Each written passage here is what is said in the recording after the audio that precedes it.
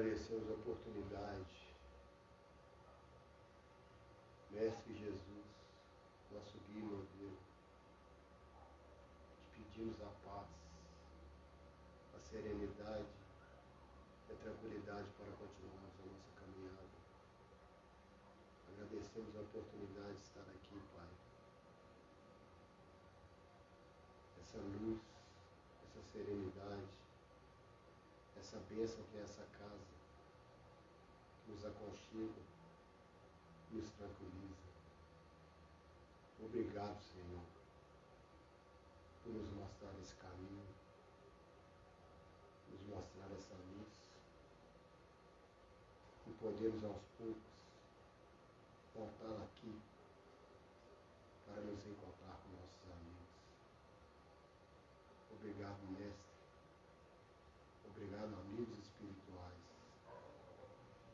Que a paz, a tranquilidade, a serenidade e a doçura estejam conosco em todos os momentos da nossa vida.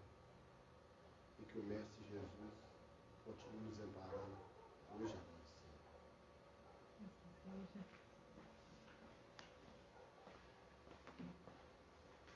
Pessoal, boa noite. Tá bom aqui, Paulinho? Aqui. Sejamos todos bem-vindos a essa casa de oração. Momento esse em que durante o mês de agosto a SEBEM está reservando momentos para que possa ser comemorado a fundação da casa, né? Bem como também o aniversário do nosso querido Bezerra de Menezes, que se comemora dia 29 de agosto.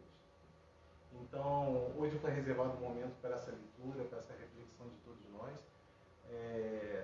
Vocês sabem muito bem das minhas limitações enquanto palestrante. No entanto, eu gosto muito de estudar e de ir atrás das informações, né? E, como de costume, eu sempre procuro solicitar a todos, está todo mundo de máscara, né? É bom falar que está registrado aí, né? Que a gente possa participar, trazer comentários, trazer observações, de forma que o momento possa ser produtivo, dinâmico, né? E que a gente possa sair daqui bem mais esclarecido ou um pouco mais esclarecido, né? Para as nossas decisões necessárias que a gente sempre precisa tomar, tá bom? Para iniciar, como eu sempre gosto de abordar, eu acho que um sentimento é fundamental para que a gente possa alcançar êxito em qualquer realização que a gente venha tentar empreender, que é a gratidão.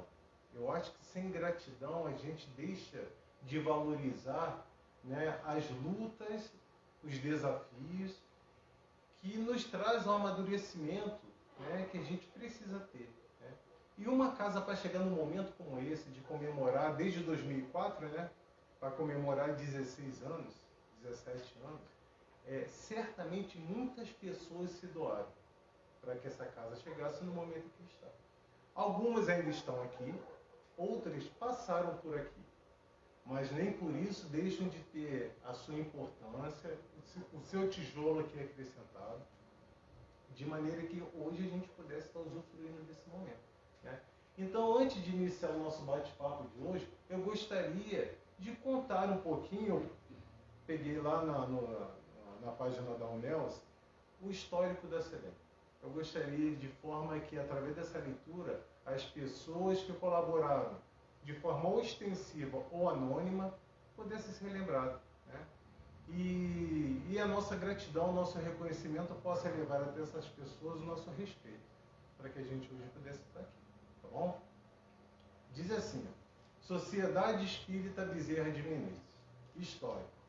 A Sociedade Espírita Bezerra de Menezes, SEBEM, com sede em Lagoa Santa, foi fundada em 12 de agosto de 2004. No começo, a SEBEM funcionava na residência do Sr. Áureo, não tive o prazer de conhecer, situada à rua Professor José Cândido de Almeida, 157, no bairro Joana d'Arc, onde aconteciam as reuniões públicas e mediúnicas. A evangelização infantil acontecia na varanda e no passeio em frente à casa. Depois de aproximadamente um ano de funcionamento, a SEBEM mudou-se para a rua Castro Figueiredo, 633, bairro Branche, ao lado da quadra Ter Modelo. Aconteceram então as primeiras edições do Natal das Crianças. Em princípio, as cartas eram dos Correios e os tarefeiros saíam de carro para entregar os presentes nas casas das crianças. Era muito tumultuado e carecia de melhor organização. Depois, o trabalho foi sendo aperfeiçoado no sentido de organizar a entrega dos presentes. Passou-se então a inscrever as crianças, orientando-as no sentido de escrever as cartinhas ao Papai Noel. Em 2010, surgiu a ideia de adotar uma escola na rede pública, com crianças até o 5º ano. A proposta era levar o trabalho para fora dos portões da SEBEM. Em 2007, a SEBEM começa a construção de sua sede. Após a aprovação pela Câmara Municipal de termo de cessão do terreno doado pelo município. No final de 2007, a SEBEM transfere-se para o novo endereço e passa a funcionar na Vila Santa Cecília. Era um bairro novo e a rua não tinha nome. Por iniciativa do presidente da época, Nacipe Gomes, é solicitado aos órgãos municipais responsáveis que o nome da rua seja denominado Allan Kardec. Após os trâmites burocráticos, a aprovação da solicitação foi aprovada pela Câmara Municipal. O endereço da SEBEM passa a ser a Rua Allan Kardec, número 500, bairro Santa Cecília, onde funciona atualmente. A construção da sede foi feita com auxílio de muitas pessoas, principalmente por meio de ajuda da Lídia Azevedo, trabalhadora da casa, que na época trabalhava na empresa Mecan, e conseguiu, com a direção da empresa, a doação de estruturas metálicas, que muito facilitaram a construção. Olha que bacana. A casa sempre teve trabalho de campanha do quilo, campanha do agasalho e campanha de Natal. Em 2013, iniciou os trabalhos do bazar. Em novembro de 2014, iniciou-se a distribuição da sopa fraterna, que acontece sempre no último sábado do mês, ocasião em que é feita a entrega das cestas básicas. As famílias acompanhadas assistem palestras, recebem passe, tomam a sopa e depois levam a cesta de alimento para casa. No início, a reunião pública era somente quinta-feira à noite, mas depois, com o aumento do número de frequentadores, passou a acontecer também aos domingos pela manhã. Fruto do trabalho de inúmeros servidores e doadores anônimos, a SEBEM hoje possui estrutura própria, com salão de reuniões públicas para mais de 100 pessoas, salas para evangelização, mocidade e biblioteca, além de outras utilizadas para atendimento fraterno, grupos de estudo e reuniões mediúnicas. Esse é o legado deixado por tantos e que a gente hoje tem a grata satisfação de usufruir. Né? A nossa gratidão, o nosso respeito aos nossos irmãos, não é verdade? Eu acompanhei um pedacinho, né? O Ian era pequititinho, a mãe estava grávida, né? O Ian entrou aqui, quando fez a CD, ele entrou aqui. Olha. Estava aqui pequenininho. Olha o Ian, faz parte da história, hein? Ele começou lá. Depois, quando ele nasceu, ele já estava aqui. Que bom. Aproveitando, né? Queridos companheiros, no início, ao final do mês passado, a Rosinha me ligou. Marcelo, aniversário da SEBEM, na época de pandemia, vamos levar um assunto para conversar? Eu falei, poxa, vamos, mas deixa eu pensar um pouquinho. Me veio o tema, dimensão espiritual do Centro Espírita. Me veio o tema. Eu nunca li sobre isso, né? A gente tem algumas noções, mas não estudei, né, sobre isso. Olha, já que veio a intuição, né? Eu falei, Rosinha, intuição veio dimensões espirituais do Centro Espírita. Então, esse é o tema e a gente vai estudar junto, né? Por isso que eu vou precisar também da interação de vocês para a gente ir trocando informações, tá bom? Deixa eu ver se vai funcionar. Se não funcionar, eu vou ali no dedo aí. Vamos ver. Não vai.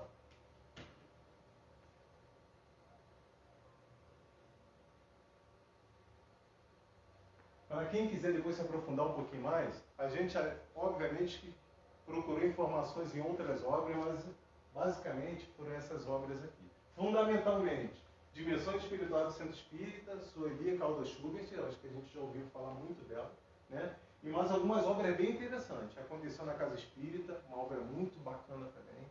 Eu acho que todo trabalhador de uma casa deveria ler, sabe? Né? Na Seara do Bem também, uma obra que traz, né, na perspectiva espiritual, as atividades da Casa Espírita. E algumas ilustrações do projeto Imagem. Não sei se todos conhecem. É um projeto em que pegou algumas obras, né, e ilustrou a narrativa dessas obras. Obviamente que passa pelo discernimento e o crivo do ilustrador, no entanto, serve para a gente ter uma noção bastante bacana de como as atividades se desenrolam, tá bom? Dimensões espirituais do Centro Espírita. Voltei. O que é um centro espírita? Agora eu preciso de vocês. O que vem a ser um centro espírita? Nós temos noções, né? A gente está aqui sempre, religiões já ouvimos falar. Qual a concepção que a gente tem de um centro espírita? Uma casa de oração. Uma escola de almas. Uma oficina de trabalho. Escola de almas, oficina de trabalho. Casa de amparo. Casa de amparo. Um hospital. Um hospital. Uma escola. Escola. Né? Hospital, escola, casa de trabalho. Né? Mas voltado para quem? Os encarnados e desencarnados. Né? Para os encarnados e para os desencarnados. Né?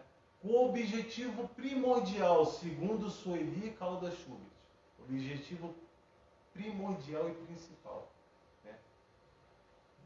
Fortalecer ou despertar a esperança nos corações, estejamos nós encarnados ou desencarnados. Fortalecer ou despertar a esperança nos nossos corações. Então a gente vê que a missão de uma casa, de um centro espírita, transcende muito as atividades materiais que aqui são desempenhadas. E é para esse fim primordial que a espiritualidade pensa, planeja, estrutura e desempenha uma casa espírita e todas as suas atividades que aqui são desempenhadas. Assim sendo, tomando consciência disso, nós, como colaboradores, voluntários aqui estarmos, temos que tomar consciência da nossa responsabilidade. Do que nós aqui temos que colaborar, da forma como temos que colaborar, né? E a responsabilidade que nos cabe nessa tarefa que nos é concedida. Tá bom? Pela orientação tem um documento, Orientações Centros Espíritas da FEB, muito bacana também. Né? Ali traz a estruturação, os objetivos de cada atividade da casa, de todas as atividades que são desenvolvidas.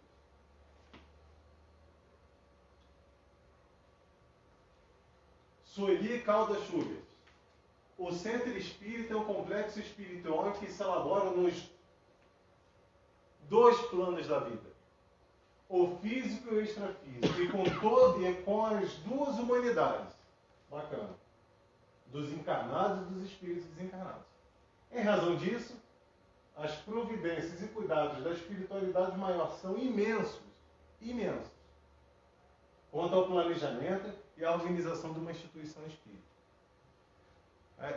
Obviamente que a gente já teve contato com algumas informações, com algumas experiências, o quão de tarefas aqui é realizado, né? E o como essa casa é preparada, né, espiritualmente através das suas vibrações para que algumas situações possam aqui ser resolvidas, né? Em determinado momento em uma casa, numa reunião mediúnica, o trabalhador, o dirigente espiritual falou assim para a gente: tirem da cabeça de vocês que aqui nós temos uma varinha mágica. Aqui nós temos responsabilidade, disciplina e trabalho. Não existe varinha mágica do lado de cá. E por vezes a gente fica pensando que os problemas chegam aqui e são resolvidos, né, de uma forma assim, enfim, mágica. Por que isso? começou a ser planejada essa casa aqui? A gente viu que foi em 2004, né, Paulo? O físico, Que né? foi o quê? A parte física. Parte física. Né? A casinha lá, os devotados, né? As pessoas que começaram a tomar iniciativa. Mas olha que bacana que o Manuel Filomeno de Miranda nos traz. Os planos iniciais para a fundação de um centro espírita ocorrem na espiritualidade com antecedência, a ponto de muitos dos fundadores aí, que encarnados ainda estarem lá, no início do planejamento. Olha aí. Com antecedente de muitos anos, quando a equipe espiritual assume a responsabilidade de orientar e assessorar as futuras atividades que ali serão desenvolvidas. Isto é feito em sintonia com aqueles que irão reencarnar com tais programações. Olha. Para chegar a se estabelecer esses compromissos,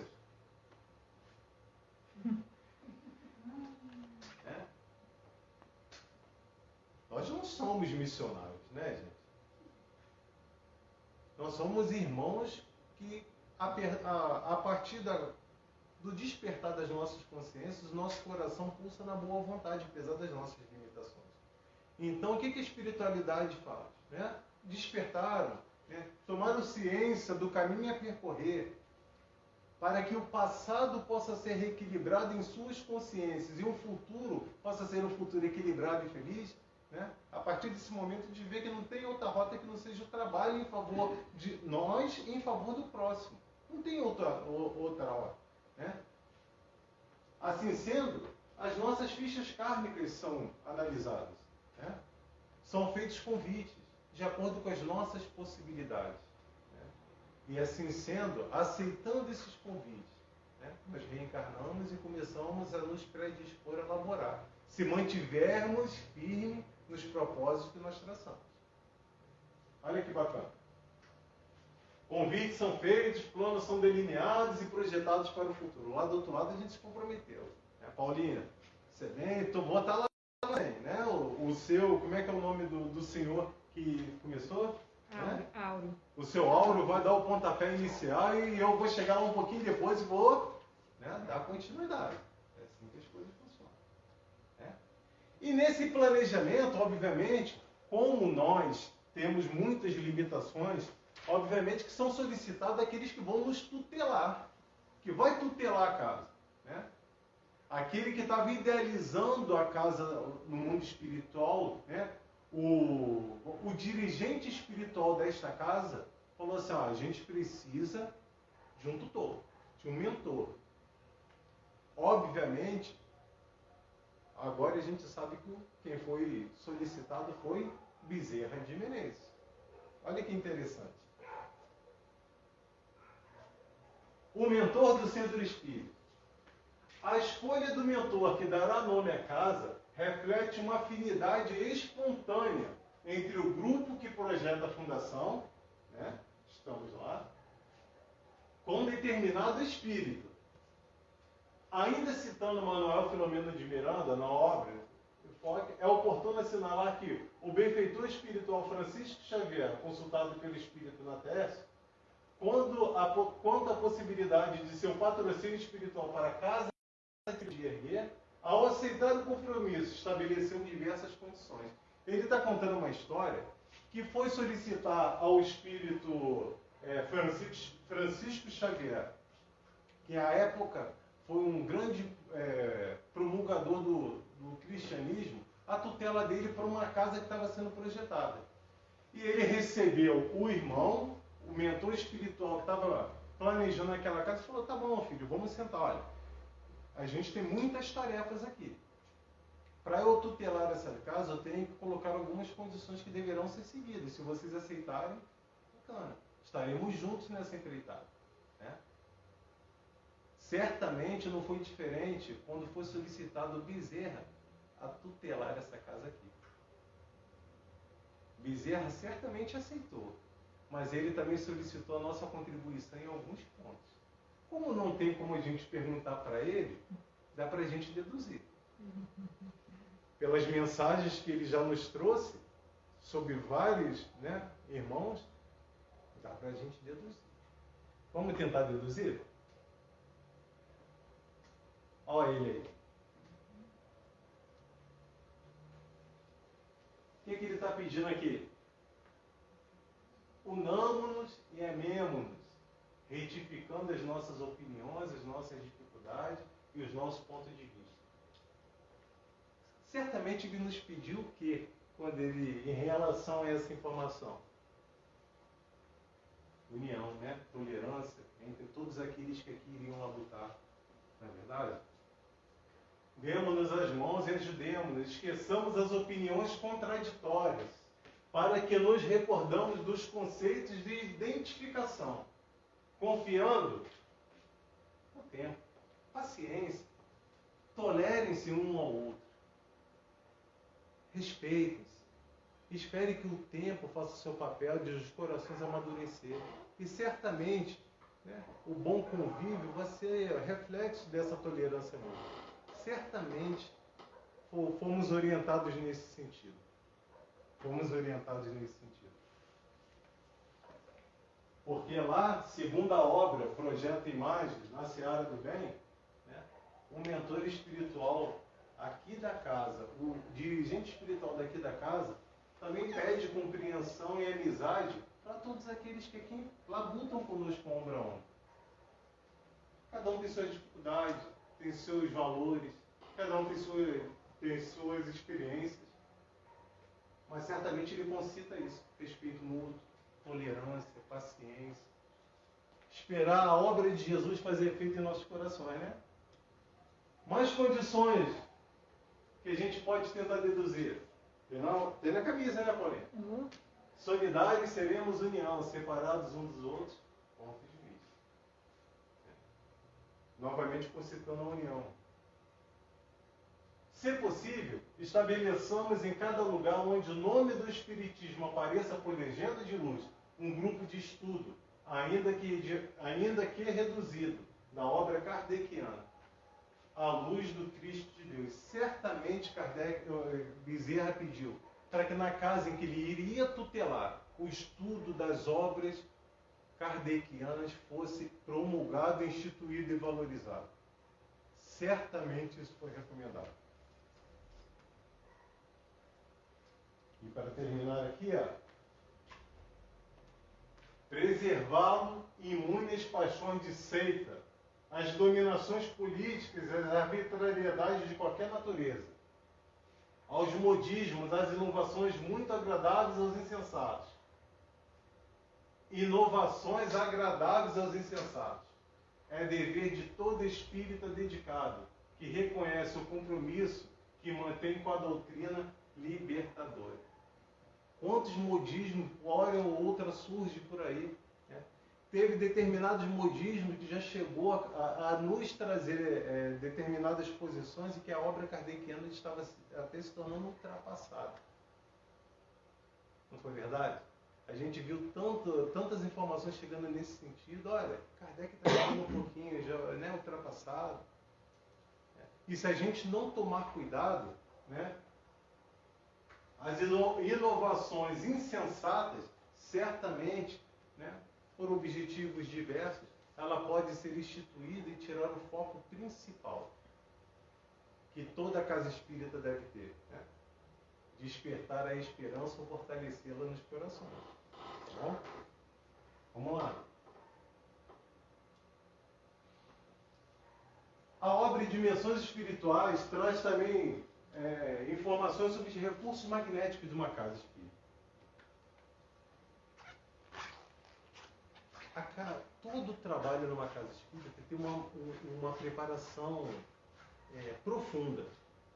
O ambiente de uma casa espírita é muito bem preparado. Muito bem preparado. De forma que, como a gente comentou no início, trabalhos possam ser aqui realizados, trabalho que a gente nem imagina. Né? Então eles dizem aqui, que antes mesmo que se definissem os planos de edificação material da casa, foram tomadas medidas no que dizer a respeito aos contingentes magnéticos. Esse recurso magnético constitui defesas espirituais da casa. A gente, às vezes, a nossa pouca fé, né, por vezes, faz com que a gente deixe de fazer aquilo que a gente tem que fazer.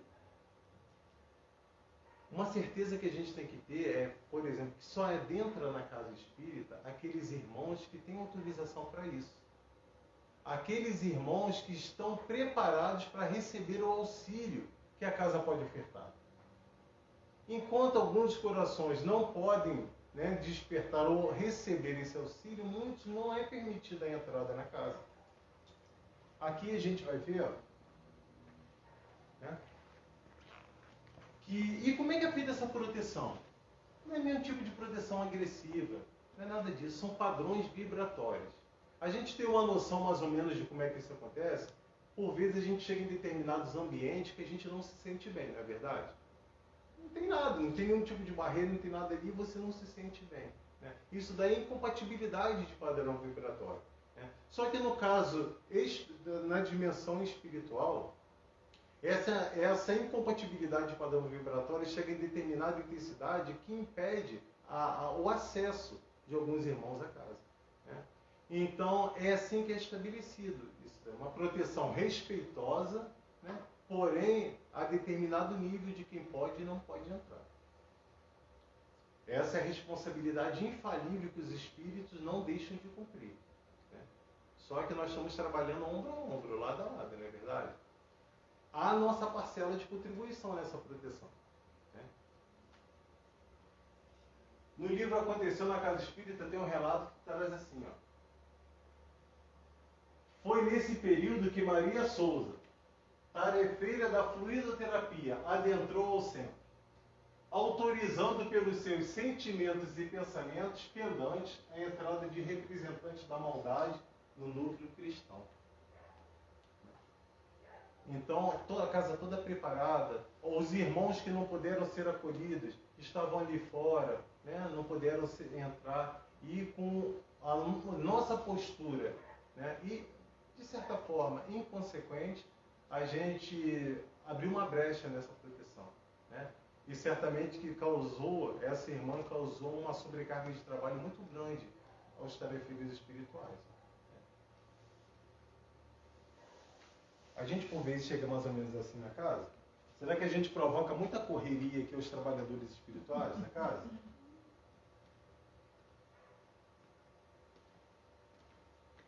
As portas da casa do centro espírita iam se abrir, né? Os dirigentes espirituais planejando, né? Aqui é uma ilustração do padrão vibratório, né, que é instituído na casa. Alguns irmãos que acompanham os encarnados não puderam entrar. Alguns sendo acolhidos e, de alguma forma, participarão dos trabalhos de socorro, né? E os irmãos aqui do lado de fora. Sueli Caldas Schubert diz, né, nesse livro, e ela traz informações de outros livros, que esses irmãos ficam como do lado de fora lá, do centro? Como é que eles ficam? Ficam desamparados? Ficam lá, né, relegados ao tempo? São colocados, segundo informações, transmissores de som, né, amplificadores de som, para que toda orientação que aqui dentro é dada, eles possam ouvir também. E através desse momento, alguns irmãos chegam a se despertar e ter condições de serem acolhidos, né? Enquanto esperam o nosso retorno lá para fora. Olha que bacana, olha que legal. Misericórdia de Deus, de Jesus, que nunca nos falta. As atividades do Centro Espírita, como já falei. Sala de exposição doutrinária.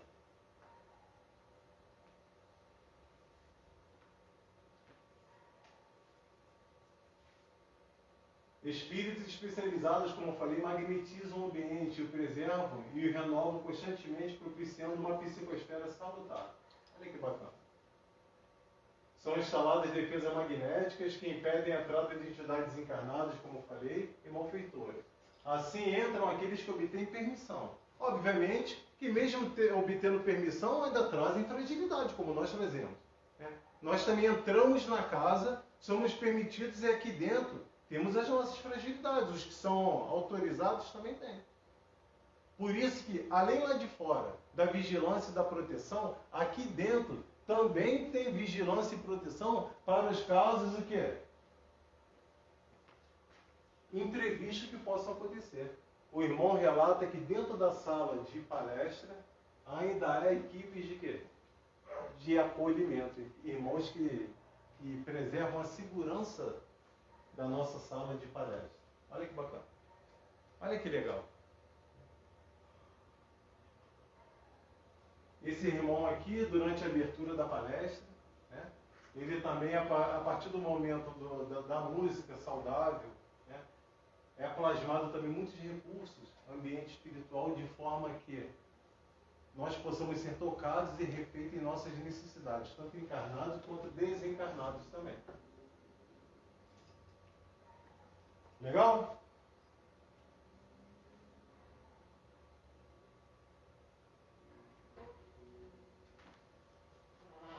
Quais são as tarefas que são desenvolvidas?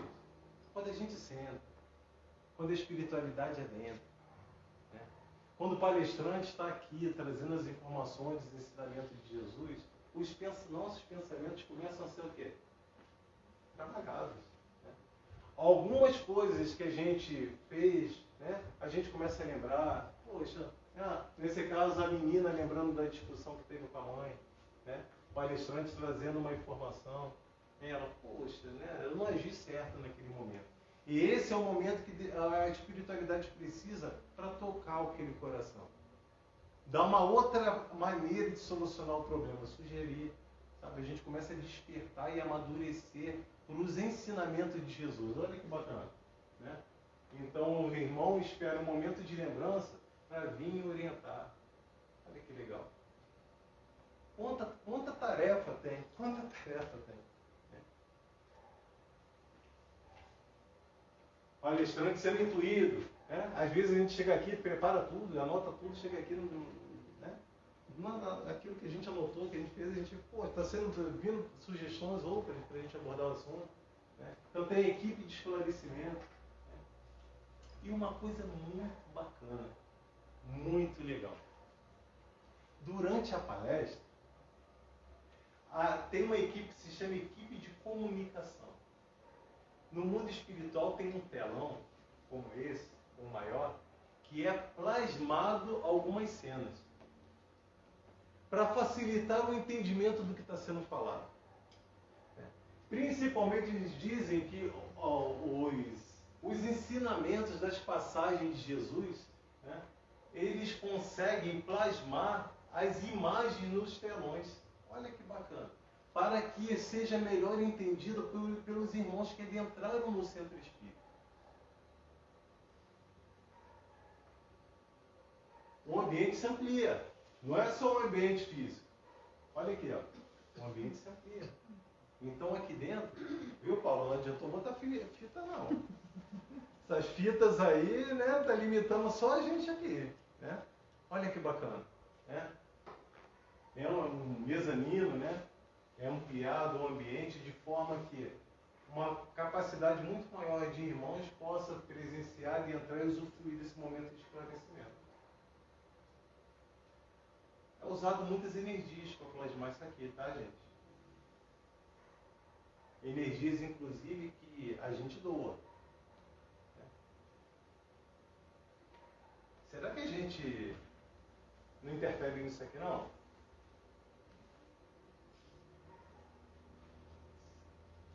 Será que a gente não interfere nisso aqui? Não, a espiritualidade, por vezes, tem que nos isolar para a gente não... Como é que é esse pessoal da tecnologia? Não botar uma imagem devida aqui? Não sei. Será? Dimensão espiritual do centro espírita. Nós estamos nos instruindo das tarefas a nível espiritual que aqui são realizadas. Para que isso? Para matar a curiosidade? Não. Para nos dar a noção de responsabilidade que nós temos. Porque nós assumimos o compromisso de sermos o quê? Colaboradores. Né? Ó.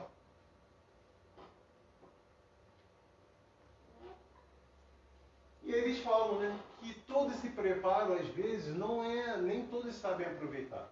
Né?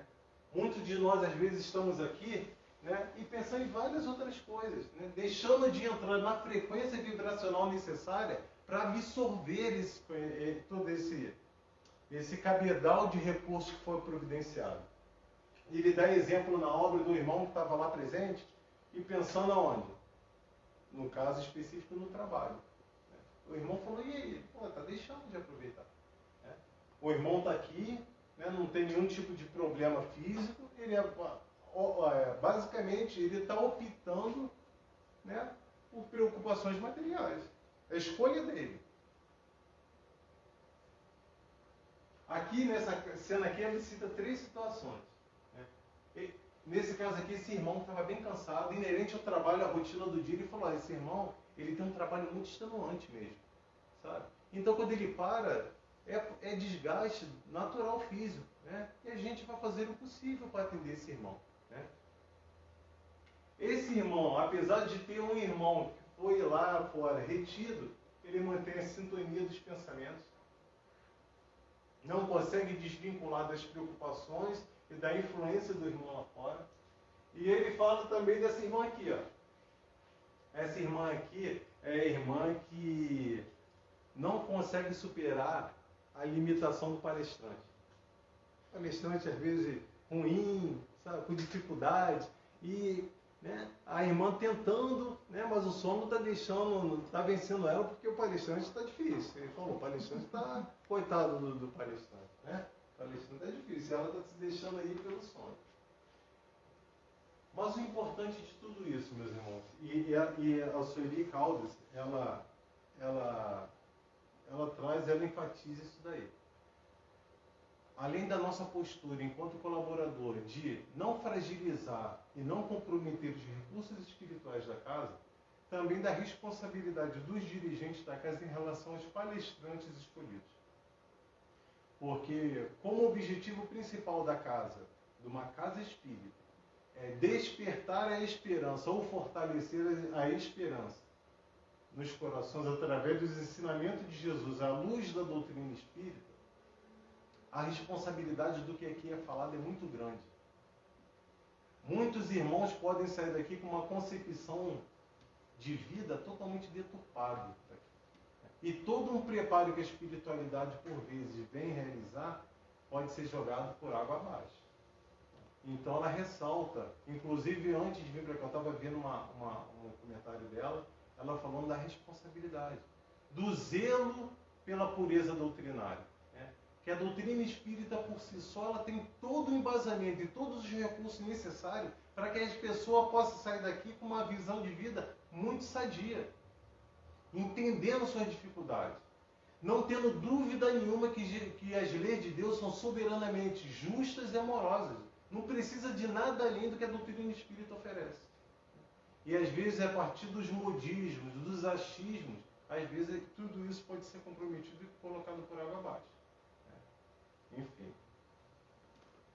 Vamos dar mais uma aqui. Reunião mediúnica. Não vou ler tudo, óbvio, né?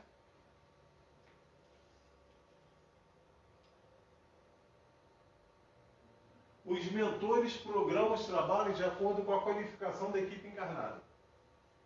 Infere-se, pois, que não é o grupo que decide a abrangência da reunião, e sim a espiritualidade.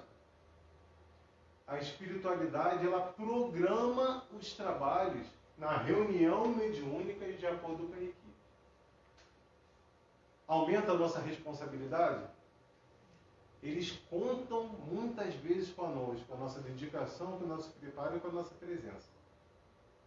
Aí chega no dia da reunião, eu levanto, deveria ser todos os dias, mas em especial no dia da reunião eu acordo vigilante.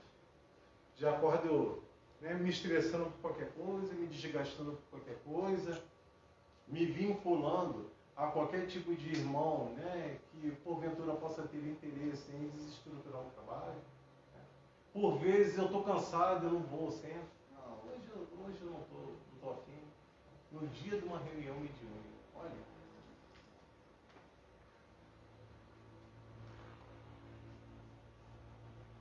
O local destinado à sessão mediúnica tem, por assim dizer, uma fiscalização permanente, pois, principalmente no caso do recinto consagrado às sessões, muitos espíritos necessitados, sofredores, ficam ali alojados. Né? É um local de acolhimento de muitos irmãos necessitados.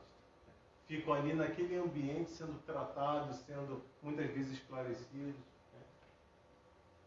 E no dia da reunião passa por rigorosa asepsia a fim de livrar e preservar das larvas psíquicas. Em função do tratamento, obviamente, que é plasmado algumas energias ali que não fariam bem, né? Se não tivesse esse trabalho de limpeza e de asepsia. Vamos lá?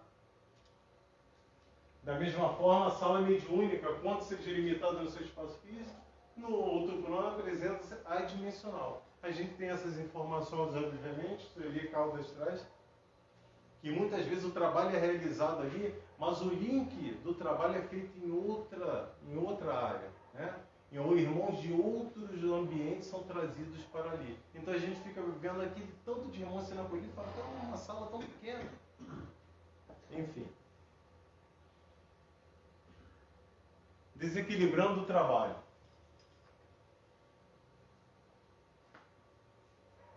Aconteceu na casa espírita também. Na reunião de intercâmbio, pouco contribuíam. Tornavam-se elementos isolados pelos mentores, pois que os pensamentos não atingiam regiões superiores para ajuda à tarefa socorrista. A mediunidade bem equilibrada exige estudo assíduo e atuação despretensiosa. Então, da mesma forma que aquela irmã, naquele outro momento no salão, também atrapalhou toda a programação, né? Da mesma forma, nós também podemos atrapalhar muito o trabalho mediúnico. De problemas, às vezes, kármicos, de séculos, que naquele dia ia ser atendido.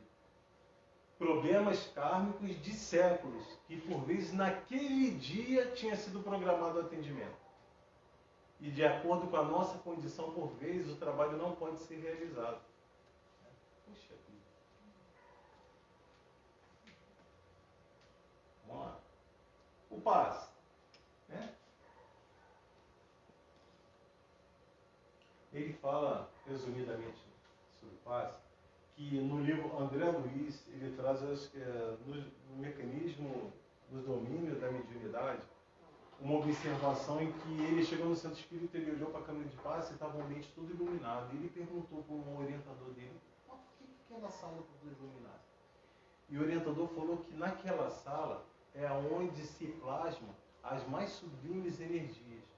Porque é ali que todos que vão ser socorridos depositam as suas maiores esperanças. Olha que bacana. Então, aquele ambiente, além do preparo, né, da contribuição da espiritualidade, tinha também depositado ali as energias dos corações que vieram à casa, né, pedindo socorro e ajuda, e depositavam ali a sua fé em Jesus. Olha que bacana. Então, ele olhava aquela sala lá, né, e a espiritualidade trabalhava as energias dos próprios irmãos que estavam sendo assistidos. Né? Muito bacana. Diz ali também que são colocados muitas aparelhagens especiais, adequadas às necessidades de cada um.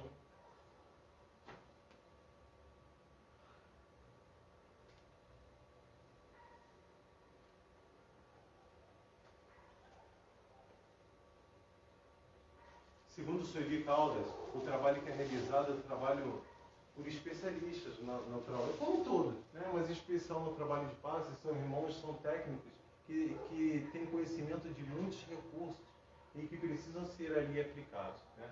Além da manipulação fluídica também, né? O trabalho de doação aos médios para que pudesse também vamos elaborar e combinar os seus fluidos com os médicos para que pudesse atender a necessidade específica daqueles irmãos. Né? Então ele vem aqui trazer. Ela ressalta novamente o seguinte: muitos são aproveitos de recursos. Né? Muitos aproveitam. Outros dispersam os recursos que são destinados. Aqui o irmão também dentro da sala do passe, né, pensando em coisas lá fora também, deixando de absorver aquilo que poderia absorver. Há também o recurso da fluidificação das águas. Né? As águas são colocadas, de novo, tá, gente? Não tem varinha mágica, tá bom? Por isso que, de modo geral, quando tem alguma necessidade específica, os irmãos pedem para colocar um nomezinho na garrafa, para que, ao a gente entrar e ser analisado, possa ser colocado na água fluidificada os recursos inerentes às nossas necessidades. Então, é assim que é trabalhado. É uma equipe destinada a isso. Uma equipe destinada a isso. Trabalho de evangelização. Eu sou meio suspeito nesse trabalho aqui, viu? Na minha opinião, é aqui que um centro espírita realmente ele abraça o seu verdadeiro propósito, quando ele realmente valoriza essa tarefa. Né? É um investimento na visão de mundo. A tarefa de evangelizar um coração, a gente está dando àquele ser a oportunidade de ver o mundo sob outro prisma. E uma pessoa vendo o mundo sob outro prisma, ela toma decisões diferentes do que ela já tomou. E ela tomando decisões diferentes, salutares do que ela já tomou, obviamente ela está construindo uma vida mais feliz. É aqui, ó. E quanto antes a gente tem essas informações, melhor. Os estudiosos da evangelização, eles dizem que o evangelizador não tem dimensão da amplitude do trabalho que ele toma. Porque a partir do momento que você desperta um coração, essa marca fica registrada em toda a eternidade daquele ser.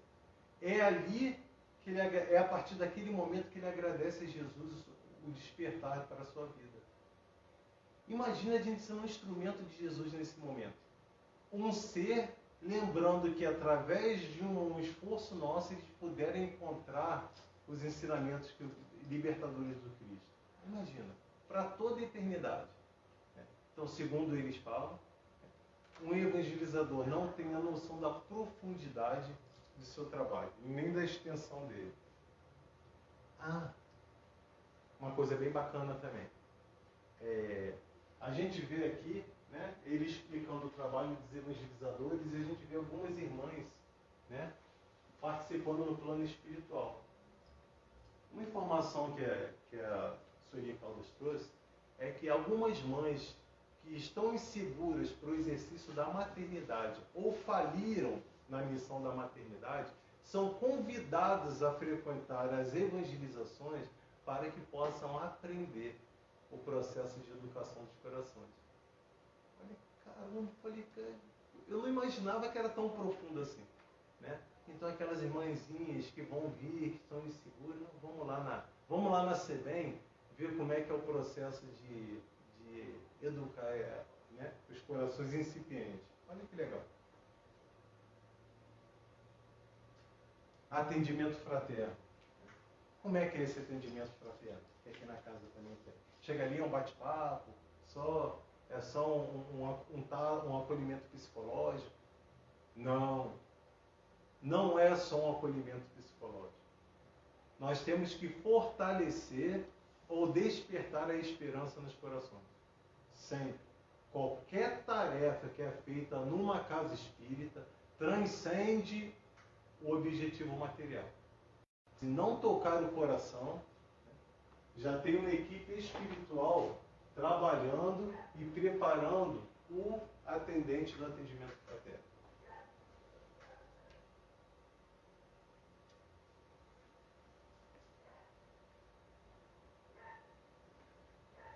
Para isso, nós temos que buscar, por um bom exercício, conhecimento e tato psicológico.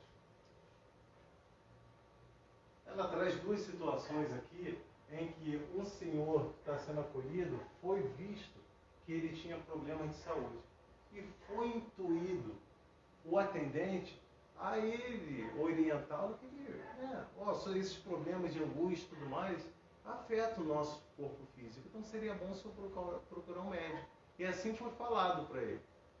Por quê? Ele bem orientou porque ele tinha o quê? Tato psicológico.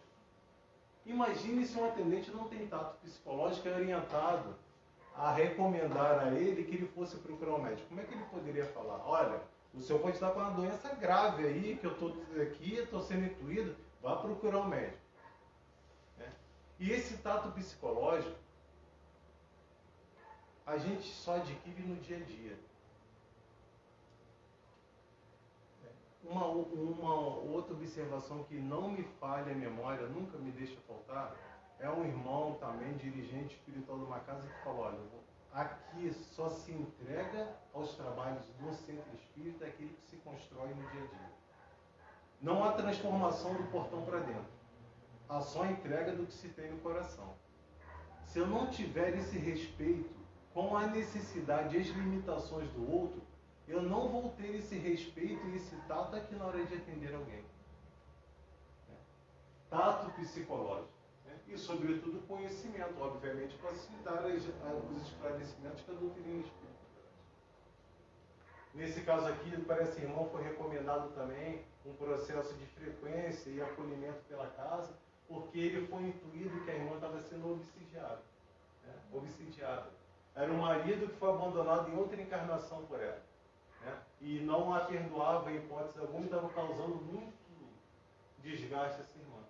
Esse irmão inicialmente não tinha sido permitida a entrada dele no centro. Né?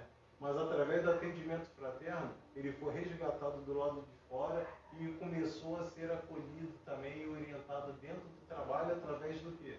Inicialmente, do atendimento fraterno. A gente está vendo como é que as tarefas elas se intercomunicam, elas são interligadas e a equipe de trabalhadores espirituais é gigantesca. A gente não tem, às vezes não falta essa informação, falta essa ideia, né? Essa clareza. Quem botou o nome lá no caderninho de prece? Ó, que bacana. Ao ser colocado o nome no caderninho de prece lá, né, os irmãos vão analisar os pedidos e, por vezes, o que acontece? São coisas assim que a gente vai, né, tomando informações. Se precisar de mais alguma informação além do que é colocado lá, né, como é que eles vão atrás dessa informação? Aqui, diversos aparelhos são implementados e eles conseguem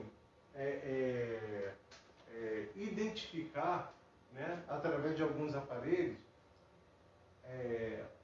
a necessidade daquele irmão, ou projetar e ir ao encontro da necessidade daquele irmão, e fazer um estudo prévio de como vai ser elaborado o trabalho de socorro, as possibilidades que vão ser dispensadas para isso. Eu lá em Campo Grande, aí nos trabalhos que tinha lá, né, Jair, meu pai foi lá no centro, lá tinha um trabalho específico presencial, né, de um pouco diferente, né, em que através do atendimento mediúnico algumas questões eram abordadas. Aí meu pai sentou lá e se manifestou um irmão e ficou olhando para ele, e meu pai conversou com o irmão e falou, olha, eu preciso que o senhor volte semana que vem. Aí meu pai, por quê? Ele falou, eu preciso ir lá no centro que o senhor frequenta, colher algumas informações. Olha, meu pai apareceu lá pensando que tinha uma varinha mágica lá, né? Não, senhor, eu preciso colher algumas informações. Quando o senhor voltar da semana que vem, a gente conversa novamente. Enfim. E saiu, né? Para buscar essas informações. Então, entendeu aqui, gente? Caderno de prece, tem uma equipe destinada ao estudo das situações que são ali colocadas e são planejados recursos de socorro para você dispensar. Não tem variante, não é só colocar o nomezinho ali não, tá bom? E detalhe, quanto mais, vou colocar assim, quanto mais vibração se depositado no momento que vai fazer ali, facilita o link dos irmãos com o necessitado. Colocar o nome ali só para colocar, né? Obviamente, se o irmão for necessitado, os irmãos vão procurar identificar a necessidade. Mas se já ali for feita uma oração no momento que estiver colocando o nomezinho, facilita muito esse processo de identificação e de socorro.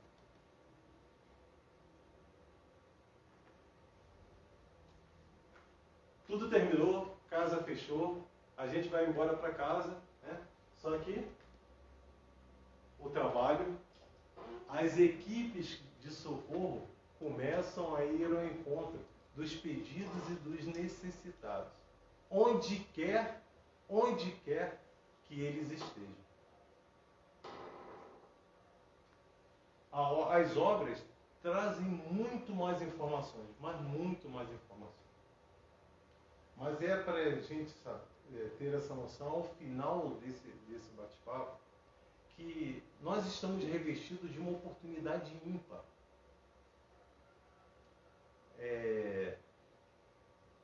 Oportunidade essa que ela certamente pode se estender depois do nosso desencarne. Tá? A gente pode continuar colaborando e participando dessas tarefas que certamente elas resultam e muito bem para nós também. A partir do momento que aqui, agora e nessa encarnação eu saiba valorizar a oportunidade que eu estou tendo. Certamente essa oportunidade eu não mereço. Dificilmente nós merecemos. Não temos o staff ainda de espíritos missionários. É a misericórdia de Jesus que está se estabelecendo sobre a nossa trajetória de vida. É a oportunidade do recomeço a partir do nosso despertar. De termos os testemunhos que nós temos com as experiências que os irmãos nos trazem nas reuniões mediúnicas, das experiências que nós temos com as experiências também divididas pelos corações necessitados que vão nos procurar no atendimento fraterno, das experiências que são trazidas até nós quando a gente divide aqui com os irmãos necessitados na campanha do quilo, que a gente olha esses irmãos e fala assim, caramba, como é que sai um sorriso desse semblante ainda, enquanto que eu tenho tudo e só vivo amargurado? São oportunidades imensuráveis que a gente tem para o nosso recomeçar. E a partir do momento que a gente abraça com fidelidade e com sinceridade, certamente as leis justas de Deus vai nos permitir continuar aprendendo e caminhando nessa trajetória, estando encarnado ou desencarnado.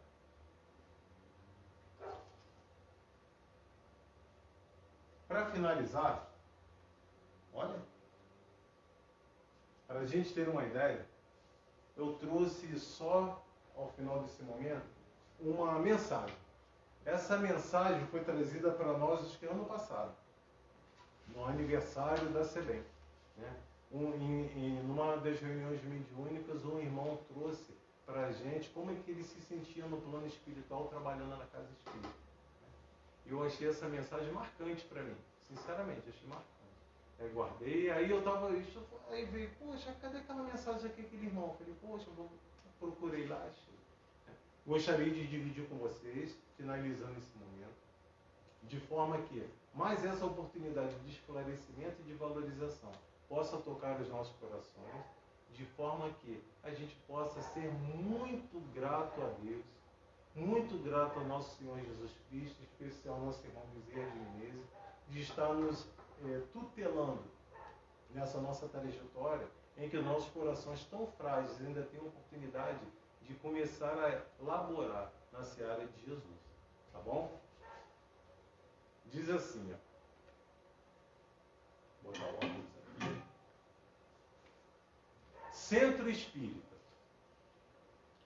Como mensurar o alívio de uma sombra refrescante em meio a uma estrada árida, ressequida e pedregosa, cuja árvore frondosa encante pela singeleza e pela magnitude? Como mensurar o benefício dessa árvore que te oferece a sombra benfazeja e, ao mesmo tempo, o fruto salutar que te renova as forças? Frutos esses ofertados nos galhos mais baixos, para que mesmo os recaídos possam erguer os seus braços e se alimentarem, mas que na medida em que se soergam, os frutos alcançam os galhos superiores, de forma que os viajantes estejam sempre de pé. Como mensurar o auxílio dessa árvore, cujo fruto que ofertas tem um gosto inesquecível para aqueles que o apreciam em dado momento, com um apetite voraz, que a fome da vida esperançosa e equilibrada solicita? ofertando a todos aqueles cujos tormentos da vida fadigam, enfraquecem